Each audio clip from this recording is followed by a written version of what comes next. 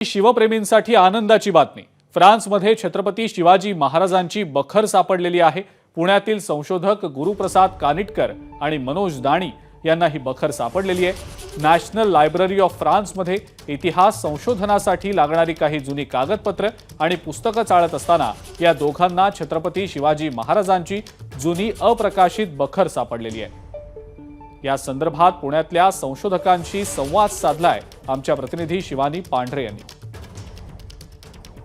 शिवप्रेमींसाठी खरं तर आनंदाची बातमी आहे। फ्रान्समध्ये अप्रकाशित असलेली बखर पुण्यातल्या आणि कोल्हापुरातल्या दोन तरुण संशोधकांना सापडली आहे। इतिहास संशोधकांना सापडले ते दोघेही तरुण माझ्यासोबत आहेत, मनोज दाणी आणि गुरुप्रसाद कानिटकर। साधारण ही बखर तुम्हाला सापडली आहे फ्रान्सच्या याच्यात। फ्रान्सचा दौरा कशासाठी केला होता, हे शोधण्यासाठी की अजून वेगळ्या कुठल्या कामासाठी? इतिहासाशी संबंधित काय काय वस्तू परदेशात नेलेल्या आहेत त्याचा शोध घेण्याचं काम मी करत असतो। या शोधांमध्येच मला ही बखर सापडली। साधारण या बखरमध्ये नेमकं काय आहे, काय स्टोरीज आहेत? तर छत्रपती शिवाजी महाराजांची संपूर्ण कारकीर्द आणि छत्रपती संभाजी महाराजांच्या कारकिर्दीची सुरुवात ही या बखरीमध्ये आलेली आहे।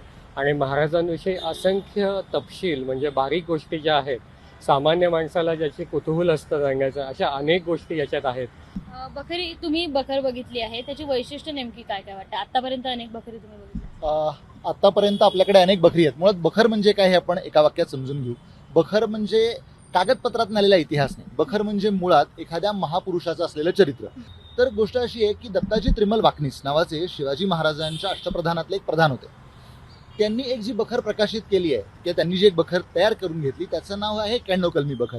तर 91 कलमी बखर म्हणजे काय, तर याच्यामध्ये 91 कलम लिहिलेली आहेत, म्हणजे क्रमांक 1 पुढे मजकूर, क्रमांक 2 पुढे मजकूर। ही आम्हाला सापडलेली जी बखर आहे ती 91 कलमी बखरीच्या सर्व ज्या आतापर्यंतच्या प्रती आहेत त्याची पूर्वसुरी म्हणायला लागेल। हे त्याचं सगळ्यात महत्त्वाचं वैशिष्ट्य। कॅमेरामॅन राजेश बिडकरसह शिवानी पांढरे, एबीपी माझा, पुणे। एबीपी माझा, उघडा डोळे बघा नीट।